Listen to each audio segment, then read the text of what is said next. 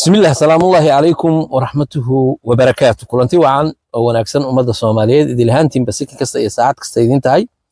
سلي النبي صوبنا هنا صلى الله عليه وسلم هاي المؤمنين وصلى هذا إذا تزود كدمنا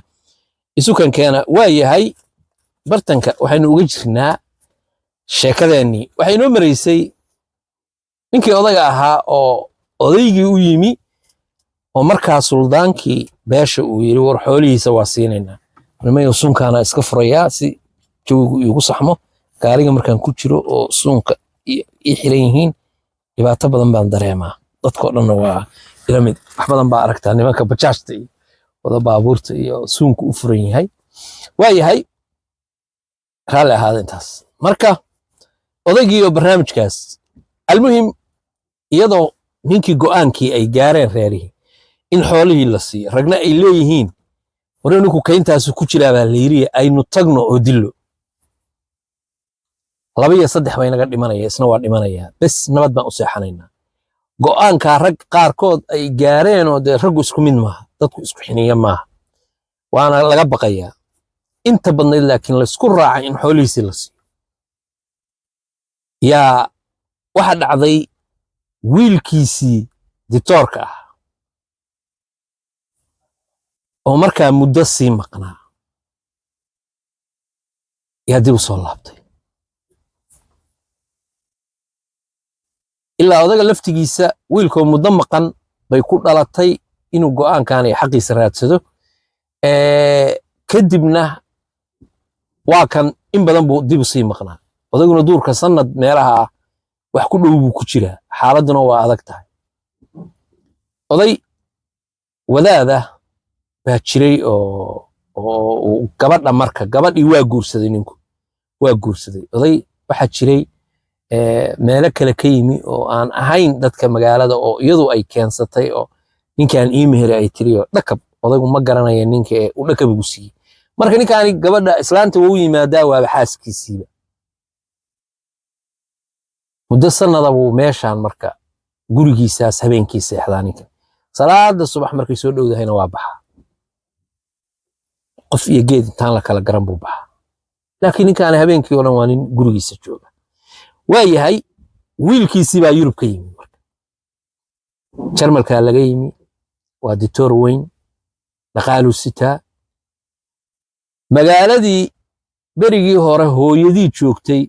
oo walaashii lagu qabay uu soo mari jiray baabuur buu ku soo dhex maray marka hooyadiisa joogta walaalihiisa oo dhan baa jooga saddexdii walaalihiisa kama warqabo soo socday gurigoodii buu ilaa isagu wuxuu xaafadda ku ogaa koodii gurigoodii buu ogaa xaafadii buu gurigii dad kalaaba deganba labadii qol albaabkii reerkii waxa la yiri ma degana oo dukaankii marka bakhaarkii weyna geeska ahaa xogaa waa laba qol oo la isku furay kaasoo qaab bakhaara u shaqeeya camal buu marka oo markii horena soo hormaray buu u galay wiil yar baa joogay wiilkii yaraa buu yiri meeyey hebel ninkii joogay kaasoo yiri hebel waa imanaya maqaaxidaas ku jira isagaan rabay buu yiri iska sug dad baa soo galaya baxaya lama garanayo wiil yaro iska labacsan oo ladnaan badan ka muuqato weey cid garanaysa ma jirto ninka marka waa tuu kirada ka qadinti kira badanna waa lagu leeyahay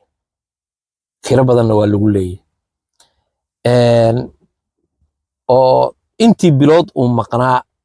nimankaanina awood ay ku weydiistaan ma laha oo guryahan oo dhan kiradooda awood ay ku weydiistaan ma laha gabar qaraaba qansaxa iyo ciyaalkeed baa xaafadda iska soo degay labadii qol laakiin kuwan kiradii waa lagu leeyahay qolalkan kiradii waa lagu leeyahay wiilkii almuhim nimankaasi 8 bilood oo macnaha muddo adigu sanada bay ahayd 8 bilood oo kamid ah 8 bilood aan dhihinay macnaha 10 bilood camal oo kamid ah idii kirama weydi laakiin muddo markii dhowr bilooda waa ka qadinti oo 2 bilood buu ka qadintay bishii markaa lagu jiray bishii soo socotay buu ka qadintay oo markaa rasaas iyo wax ku gadanayay naftiisa iyo ku maareynay almuhim ninkii baa soo galay wiilkii buu arkay wuu salaamay warasoo in hebel matid ninkan marka bakhaar kalihi ma aha reeraha magaalada u dhashay ma waa nin isagu reerkaani ay u siman yihiin ama wiilkan yarka ah iyo qoladiisa ha ahaato ama qolada magaaladan u badan ha ahaato waa u siman yihiin dan badan kama laha Soomaali ugama sokeeyaan ninkii wiilkii uu salaamay wuxuu yiri aabahay hooyaday meeday wiilkii yaraa oo shaqaalaha ahaa warkuu maqlaya marba qof baa soo gelaya meesha oo wax gadanaya markaasuu wuxuu leeyahay isug waxbuu ka gadgadayaa sheeka wiilkii yaraa wuu fahmay reerkii meesha lahaa inuu yahay xaajadiina si fiican uma fahmin ina keen buu yiri marka wiilkii yaraa meesha ina keen xagu kala laabtay meel maqaaxiye bay fariisteen kuraas bay gooni dhigteen wuxuu yiri nin adiga xagee hadda aabe ma ogid hooyo ma ogid ma midna ma ogid wuxuu yiri meeshaan niyo yaan lagu diray aabaha qori buu qaatay aabaha qori buu qaatay duurkuuna ku jira magaalada habeenkii lagama seexdo wuxuu ku yiri habeenkii lagama seexdo magaalada aabaha baa saa looga baqaa dhash kaadi baa rag ka socota maxaa jira xaqiisii uu raadinaya buu aabaha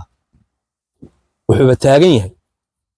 hebel 29 ciyaal buu leeyahay 29 baan dhali lahaa inkaas isaga iga khasaariyay 29 laba anoo waalan aan dhalay markii laga jaro 27 kaasan ka rabaa iyo diyadeedii wali waxay noqotay aabaha bointigaas uu istaagay rag buu la hadlay niman buu hanjabay rag baa qaxay oo magaalada ka qaxay markii nabarka lagu dhufanayay ninkii gacanta qabtay iyo rag noocaasa waa qaxay wiilkii yarka ahaa oo meeshii ay kaga yimaadeen isla markiiba dad baa u soo galay nimankii qaar ka mid ah baa u soo galay wuxuu yiri ninkii hebel ahaa kii yaraa baa sheegay ninkii hebel ahaa wiilkiisii baa jooga magaalada oo hebel bay israaceen kii waa cararay magaaladii buu ka gaarsiiyay warkii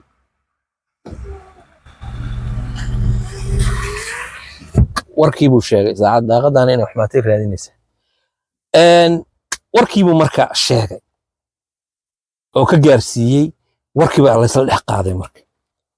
isla markiiba niman baa qoriyo soo urursaday marka waxay dhaheen wiilkiis haddaan qabanno waa ku khasban yahay inuu yimaado wiilkiisaan qabanaynaa kiyo sheekadii u wada oo muddo saacada ay meeshii wada fadhiyaan oo ninkan waa iska sheekaysanayaan oo barnaamijka leeyahay oo nin orod iska tag baa lagu soo kala wareegayba niman baa u yimi istaag aabaha iyo waa la afduubtay marka macalkii waa nin magaalada aanu dhalanay macal isagii baa la handaday kii yaraana waa la handaday laakiin waxba laguma dhufan waxaan maqli jiray gacantii u baqaysaa tuuriyada ma bogato aabihiisa laga baqayaa laakiin go'aan waxay ku gaareen inay qabtaan si uu u yimaado waa imanaya ninkaasi nin filinkanba qora iyo wiil iyo afaaraha iyo maba ahaba waa nin ku talagalay inuu wax baabi'iyo haddii kale xoolihiisa helo xiniye sheeganaya duur sanad wuxuu u jiifaa qof ma dilin qofna wax kuma sameyn laakiin sanad wuxuu duurka u jiifaa nimankaa rucbigaa uu ku riday xoolihiina markaa waa loo ballan qaaday odayaashii baa maqlay marka ninkii hebel ahaa wiilkiisii baa yimi odaygii isimka ahaa iyo nabadoonno iyo wixii waa soo yaaceen waaba kudkiioo kale loo talay dee masiibadii dhiig uu sheeganayo markaan dee waa caadiba ilaa cid muu dilin ninku yahay cid ma dilin laakiin waxbaan dilayaa iyo baqdin bay ahayd laakiin haddii wiilkiisiiba la afduubto bas weeyade magaaladu baabiinaya camal waa lagu soo ordayo wiilkii baa laga kaxeeyey iimaanka idinka qaaday gurigii suldaanka la geeyey boqorka casumaad baa loo fidiyey war raalle ahaa war waa wax ma yaqaaniin waa kan odagii la hadal baa odaga xagee kala hadlaa meey odagii itusa wiil bal hal mar aabahay helanto ninkii odaga ahaa meeshiisii buu joogaayo habeenkii inuu yimaado dhufays bay galaan soonihii waxay isleeyihiin markuu habeenkii ninkaa rabay inuu u yimaado dila filin noocaas isaga magaalada dheg baa u dhex taal gabadhaanuu qabaa lagama warhayo cid ogiba ma jirto iyo cid ka warqabtaa midnimaba jirtaba lama oga marka wiilkan xaaladiisa daqiiqadiiba ninkaani habeennimadiiba waa yimi wuu ogaaday sababtoo ah gabadhii baa waxay u sheegtay in niman afduubteen habeenkaa marka muu ogaan isla galabkii uu ninkan la soo qaaday oo odayaashu may ogaan si fiican uma ogaan laakiin maalinkii dambe subaxii dambe warku soo galay suuqi qudaarta lagaga sheekaysanaya ninkii noocaas ah wiilkiisi baa yimi warma qabta aho dabada ka yimi wiilkiisi bay afduubteen oo waa laga soo kaxeeyay guriga suldaanku jooga warkii bay soo ogaatay ilaa guriga suldaanka iyadoo warkii oo kaydsan oo sax ah bay u haysaa marka xariifkii habeenkii markuu yimi bay u sheegtay waxay ku tiri niyahow wiilkaagii warma qabtaa baa yimi niman baa waa la ogaaday niman baa waxay sameeyeen afduubtay almuhim waa laga soo kaxeeyey isla markiiba hadda guriga suldaanku jooga nabadgelyo ku jooga guriga suldaanka waa yahay waa iska seexda nin wax ka maqan yihiinba ma aha cid wax kuma samayso ma aha khalaas qalad buu u yimi buu taagan yahay meel rag isku hayaan maxaa keenay wuxuu yidhi gabadhii raadi markaa aragtidna waxaa ku tiraahdaa dhegeyso aabaha wuxuu ku yidhi magaaladan isaga tag intaa keliya u sheeg way afgaranayaa ninkaas doqon kuma ogiye way raadisay maanta ma arag maalinkii labaad ma arag maalinkii saddexaad ma arag bay tiri maalinkii dambe gurigii ugu tagtay suldaanka waxay tiri inaan wiilkaas la hadlaan rabaa way la hadashay gooni bay la istaagtay waxay tiri dhegeysanayo meeshaan aabaha wuxuu ku yidhi waxaad ku tiraahdaa wiilkaygu waa i fahmaya isaga tag meeshaan dhulkii aa ka timi aad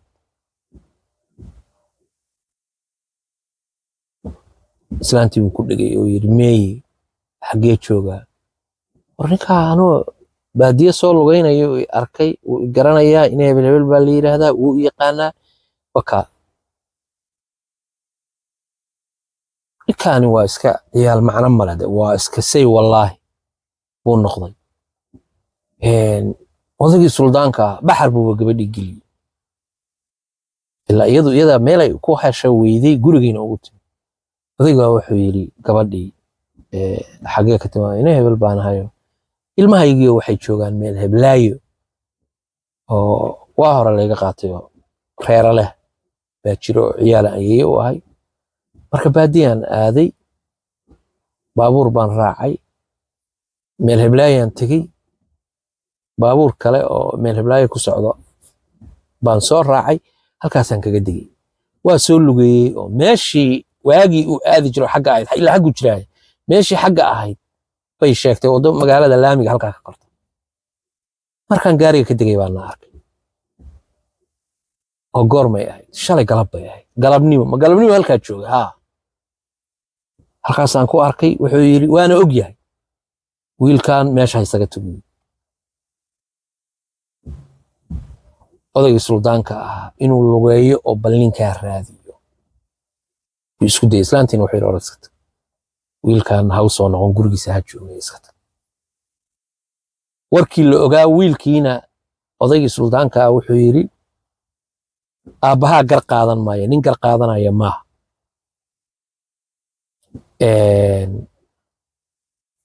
waxaad yeeshaa niyahow ama noqo ama aabbaha aynu wada raadinno mana lugeyn kartid doorkaasuu ninkaas ku jiraa wiilkii wuxuu yidhi dee waa kula lugaynayaa adiguun odaygu wuu reebay odag isagaa iska baxa galabnimadii iyo meelahaasuu reebo wuxuu isleeyahay bal inuu arko nin lugayn kara maaha isaga laftigiisu nin weynna waaye dee maxaguu ku arkayaa maalinkii dambe wiilkii gaari buu saaray wuxuu yidhi niyo allaha alma yahay aabbahaa isagaa iman doonaya oradka tag wiilkii teg nimankii qabsaday waa og yahay odaga waa loo sheegay mid ka mid ah buu wuxuu ku ilaalaystay gabadhii baa isaga islaantii baa waxay u tahay ilaalo mid buu wuxuu ku ilaalaystay xaafaddiisa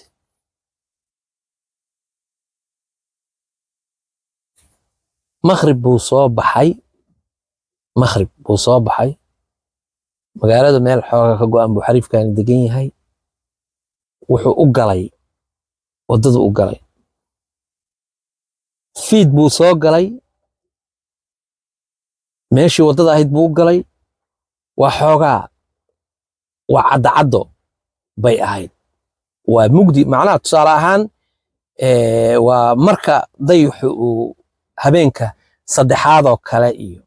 bishu waa bil weli dayax maaha waa bil iyo 4 iyo 1 saac habeenimo 2 saac habeenimo markuu dhacayo ninkan xilligaas soo galay iyadoo weli cadcadda xariifkaani layr buu ka soo baxay iftiinkii badnaa wax ma arko waa mugdi saaxiibkaana meeshu fadhiya tooshna waa sitaa tooshkiisi waalida ah waa arkay layrka hoostiisu soo marayay wuu arkay inuu isagii yahay meeshii buu soo galay gurigiisa marka wuu ku soo laabtay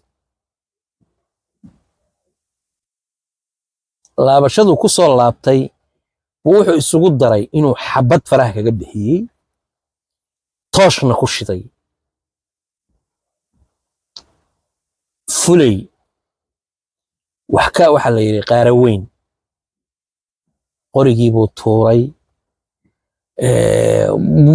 dhulku saa isugu dhuftay wuxuu mooday xabadihii inay ku dhaceen laakiin markaan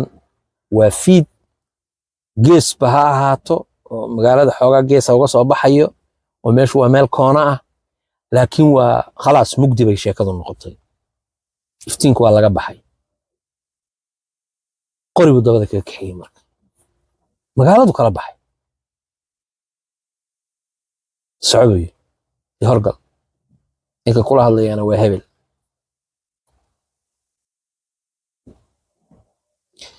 qorigiisina waa qaatay cabaar markuu sii waday buu istaajiyey maxaa wiilkayga kuu geeyey buu yidhi baastariyahow badawcaya maxaa kuu geeyey laad buu la dhacay cag buu la dhacay meel walba haraati buu kaga dhuftay feeraha kaga dhufo madaxa ka laad qorina qarqarkuu ugu jira midna waa ku hayaa ma dhaqdhaqaaqi karo tooshna indhuu kaga hayaa xabad ma arko waa mugdi xabad baan saa idinku laynayaa buu yidhi gebigiinnaba ilma aan dhalay dhulkaygii iyo dhiiggaygii baa qabtaan ilma aan dhalay baa inaad qabsatid keentay soo maaha waa ninkii ugu darnaa intaa afka ah buu haraati kaga sii dhuftay tookada labaad madaxan xabad kaaga dhufanayaa buu waana ka tegey kii isagoo balasle buu magaaladii ku soo dhacay xariifkaani meel ma aadina xaggu ka laabtay gurigii islaantiisu galay dalaq qori buu wataa kale islaantii qorigii buu u dhiibay waaba kaydba qorigan iyo bastooladii waxbaa u yaalla uu dadka qaaday oo nimankaanu ka guray baa u yaalla dee maxaa xaaladdu waa adag tahay marka magaaladii bay isku dhex yaaceen islaantaani sheekadu waa qasan tahay moogtahay xariifkaani maba bixinba gurigii buu isaga jiray islaanta suuqeedii iska aaday danaheeday soo qabsatay adeegeedii iyo cashadeedii waxay soo qaadan jirtay way soo qaaday fiidkiiba iska karsatay gurigii odaygii baa u jooga magaaladii oo dhan baa alalaasaysa ninkii baa yimi ninkii hebel ahaa kibirka badnaa afkii baa intaa la ekaaday laad baa afka kala dhacay odaygii ma dilin ilaahay baa ka badbaadiyay afku cag kala dhacay war ninkii hebel ahaa ninku waa nin la garanayo oo markuu waa la dadka leen jiray laakiin maanta waa miir qabaa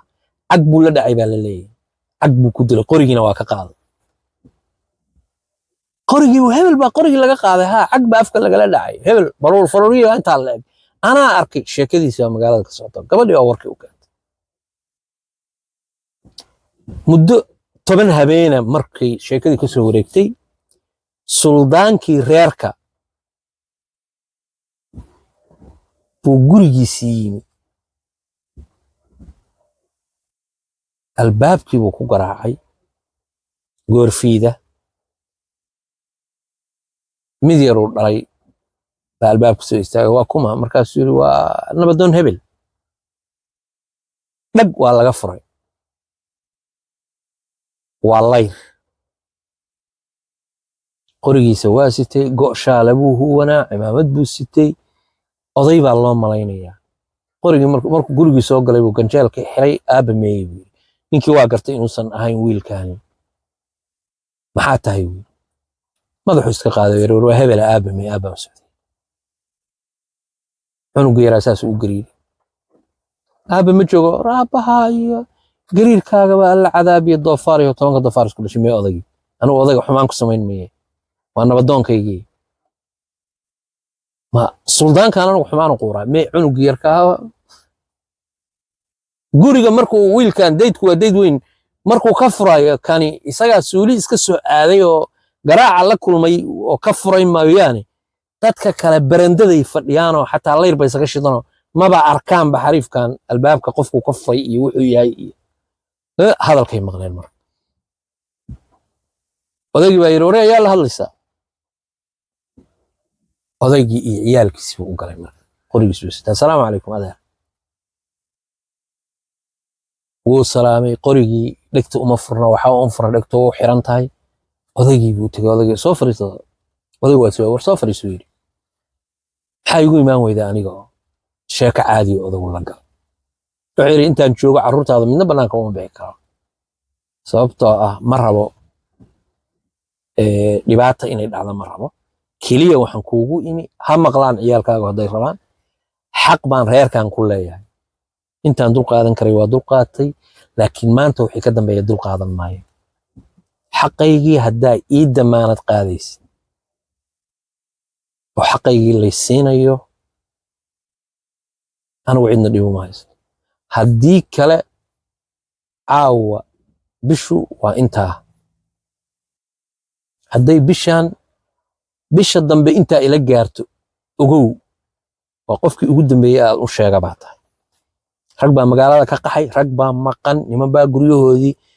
2 sano wax ku dhow ka maqan aniga dartay ma rabo intaa kadeed ka badan inaan xaasas aan waxba dhimin iyo masaakiin wax geliyo anaa lay dulmiyey oo 30 sano dheeraad dhibaato ku jiray ma rabo in dhibaato lay geliyo iyo xaaskayga la dulmiyey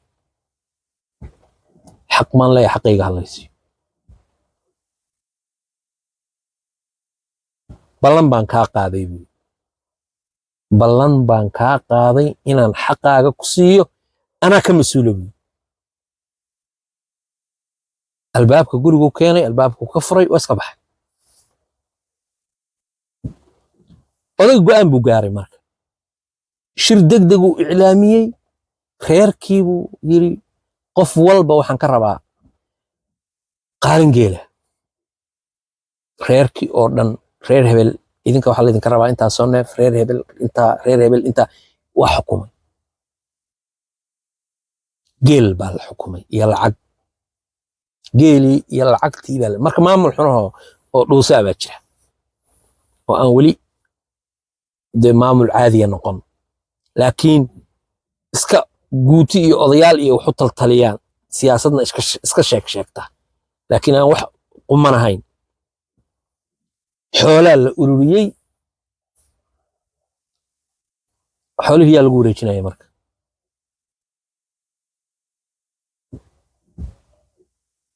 xoolihii dheg baa u dhex taal markii xoolihii la ururiyey buu wuxuu u soo dirsaday islaantiisii buu odaygii u soo diray wuxuu yidhi waa ogahay inaan xoolihii ururisay xoolahaygaas waxaan rabaa inaa adigu cid iigu dhiibtid oo ii haysid aniguna nimankaa waxba uma haysto maanta waxay ka dambeeyeen cafis bay iga yihiin gabadhii baa intii u sheegtay odagu wuu og yahay marka wuxuu yidhi maandhay hadda ka horna war baa ka keentay markaana waa markii labaad adigii ninkaan maxay idinka dhexeeya runtay u sheegtay waxay ku tiri waa ninkaygii odagii khalaas wuxuu yidhi waa khayr allah ka dhigo hadduu ninkaagii yahay saa isku arki weydaan ma arki weysid waxaan u dhiibayaa xoolahan wiilal baan u dhiibayaa suu yidhaahdo ha laygu galo wakaa adigu noo kala dabqaad gabadhii marka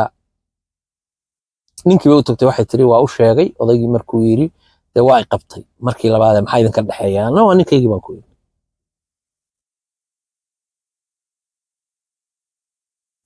subaxii dambe buu F1 baa xaggaa ugu jirta iyo xaggan iyo khasnado wixiisii isagoo wata booshkiisii buu subaxnimadii habeenkii saa u sheegtay cid iigu dhiibay sheekadii waa ka tagtay haddiiba ay u sheegtay gabadhii markuu yimi warka markay u sheegtayba waa hareeraysannahay iyuu yidhi gurigan caawa ammaan dareemi maayo maadaama aad sheegtay laakiin ninkaasi waa ninaan aaminayo oo go'aankayagii laakiin wax kasta waa ka suuroobi karaan almuhim habeenkii oo dhan buu dhufays ku jiray waagu markuu baryayey buu ka baxay waddadii uu ka baxay wuu ku soo kala wareegay marka waagii hore waa isa soo axmay naftiisa meel buu soo dhigay ama inuu xoolihiisa qaato oo xorriyad magaalada ku joogo ama isagoon cidna dilin dhibaatana geysan wax dhibaato ah wuxuu geystay nimanuu qaxiyey ninkaa afka ku dhuftay laad kale dhacdhacay laakiin wax kale intaasna dee wiilkiisa lagu sameeyey wax u eg wax kale ma geysan ninkan isaga unbaa dhibanaa xoolihiisiisa dee markaan wuu soo dhacsaday halkaasuu ku soo galay magaalada haw waa la arkay su u soo socday rag baa soo dabagalay xataa ninkaani gadaal ma fiirinayo wax ka dambeeye iyo ama gadaal lagaaga yimaada xataa shaqadiisa maaha hadduu ku dhaafo waa suu ku dhaafay gadaal kuu soo fiirin maayo soo majeesta weeye sheekaday Soomaalidu tiraahdo way qofkani soo majeesta weeye way arkeen dad badan baa soo dabagalay gurigii suldaanku yiri suldaanku wuxuu yiri bas way sheekadu maadaama ay hadda gabadhii ku tiri way qabaa xoolahaygina ay urursay waa mahadsanta isuka ay keen nabadoon hebel gurigii suldaanku joogaa waxa loo yeeray nabadoonnadii oo dhan waa la arkayay dadkii gurigaasuu galay kama bixin oo suldaankii dad buu dildiray ciyaalkiisii nabadoonnadii baa loo cidiray galabkii marka bacdal duhur salaada duhur marka la tukado oo la soo qadeeyo nin walba gurigiisa ka soo qadeeyo 8 saac wixii loo gaaro baa la isu yimaadaa casar xataa waxa laga yaabaa ama masaajid ku dhow baa la aadaa ama meesha lagu tukadaa haddii laga gaari waayo guriga markay arrini jirto guriguna waa guri weyn oo hool ah hoolkii uu fadhiyaa nabadoonnadii baa u yimi ninkaani cidna ma aamino wixiisii waa ku raran yahay odayaashii baa u yimi rag baa hadlay adigu la iska kafkaftan yahay waxa la yidhi niyo waxaaga waa lagu hayaa shidada iska daa xaq waxaa u lahayd dadkaana dad ehela baa tihiin walaalaa tihiin iscafiya cafal iyo masaamax waaye waxaa la yidhi haye iscafinaynaa xoolihii niman baa loogu dhiibay markay odayaashii iyo shirkii dhammaysteen buu ka baxay guriga wuxuu ka bilaabay dukaamadiisii buu tegey ninkii buu u tegey oo yidhi ibar 2 sano dhow lacagtii ku urureysay buu yidhi lacagtii baan rabaa dukaamadii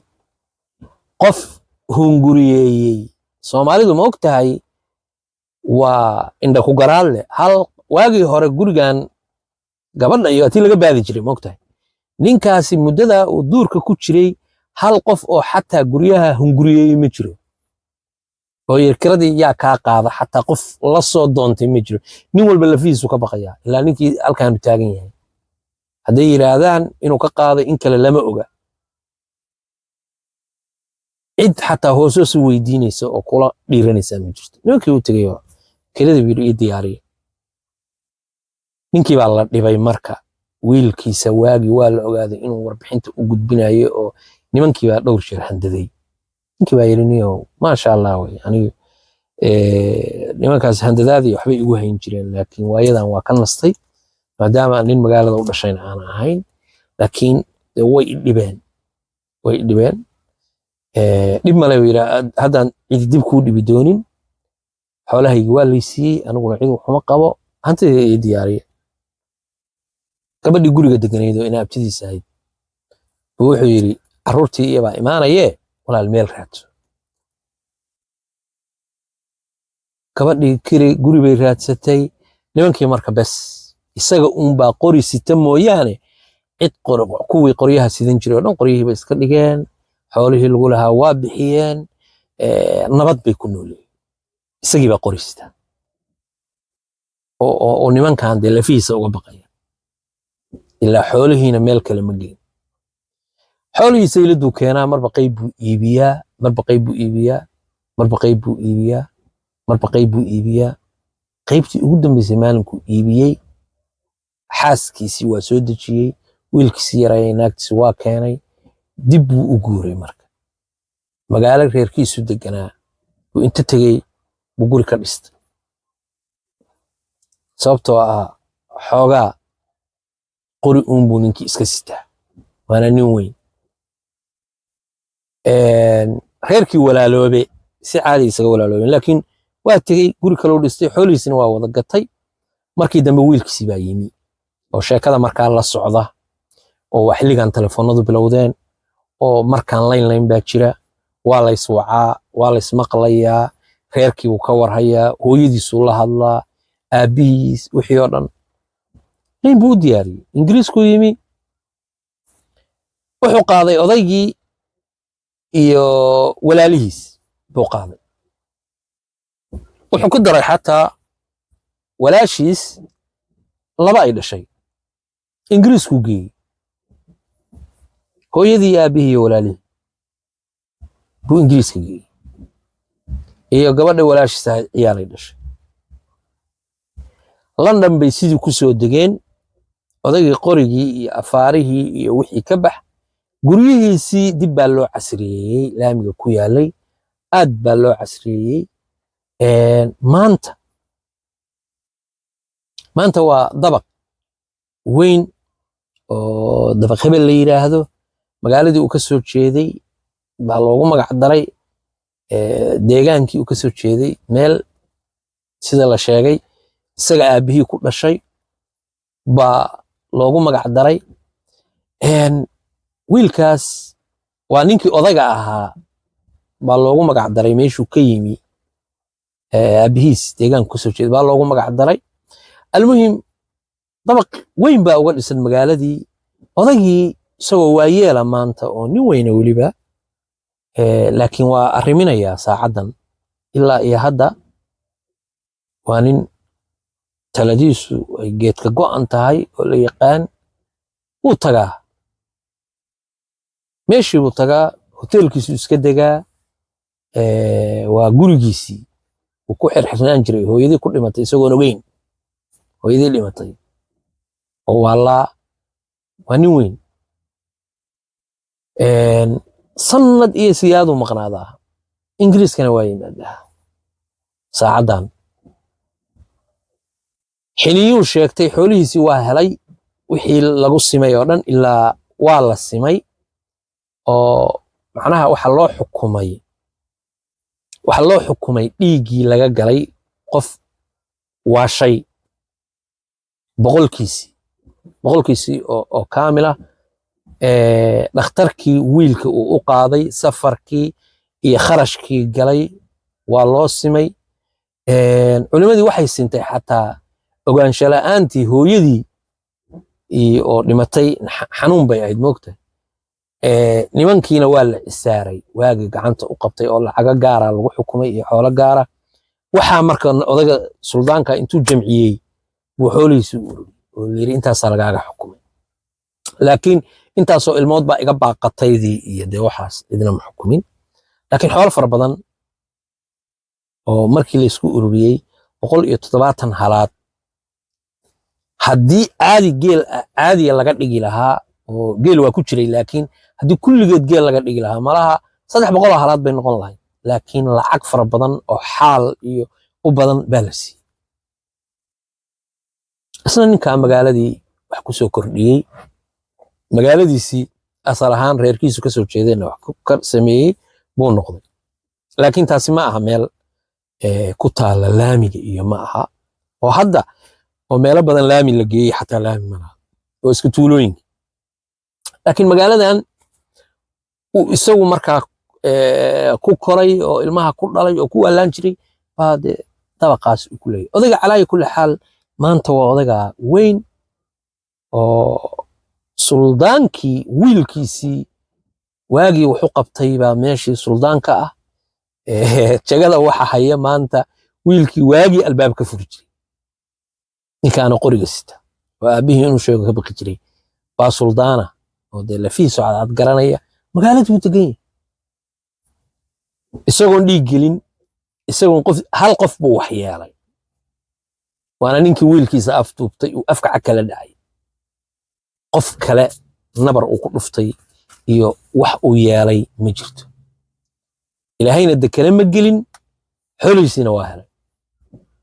laakiin karti iyo geed adayg iyo xiniyo iyo duur uu ku jiro oo kun nin oo magaalada u dhashay ku dhici waayeen keligii isagoo kun baa ku dhici waayeen iyadoo weliba gabar ay sheegtay gabari oo aragtay oo tiri halkaasuu aaday meeshaasuuna ku jiraa mararka qaarkood dad arkeen oo sheegeen laakiin waxa ka batay beensheeggaa ka batay halkaanuu igaga hor yimi halkaanaan ku arkay halkaasuu hebel buu u dhaaranayay oo wixii ma ogtahay dadku wax ka been badan Soomaalida qaarkeed ma jiro qaar baa iska kii magaalada banaankeeda ka baxaaba nin baan arkay uu eg mid baan arkay halkaan hebel baan garan waayay anigu hebel qori buu sitay halka qoriyihii oo ninka ka qaaday iyo bay ku leeyihiin buu alla waa qorigii ninka ka qaaday maalinba mid baabe wixii oo dhan ninka wuxuu ku noqday kun nin oo marba tilmaan meel heblaaya lagu arkay iyo banki hebel ahaa buu marayay iyo buur hebel baan ku arkay iyo halka qaar baa waxay iska oranayaan xalay luuqaas igaga horiyay waxaasaa u khalkhaliyey laakiin juqdiisaa yar buu isaga jiray ilaahayna ku ammaansaday magaaladiina habeenkii waa joogi jiray laakiin may ogeyn ninkaasi abaal buu guday gabadhii caruurteeda waagii loo diiday oo qabi jiray oo markii uu dagaalamayay dagaalka la gashay caruurteedii 4 ka mid ah buu wiilkii lacag wuxuu uga bixiyay 2 ka midana Mareykanka 2 ka midana Ingiriiska waa caruurta iyadu dhashay maaha islaantu caruurta dhashay maaha وإسلامتا عروتي dhashay waa tii waagii lagala haray ciyaalkii ay dhaleen bay de soo qaadatay ilaa marka carruurteedu waa weyn oo magaalada ku korin jirtay kuwii ay korisay oo dugsi sare ka qalin jabiyey oo baxay baa Mareykanka iyo hadda u jooga Ingiriiska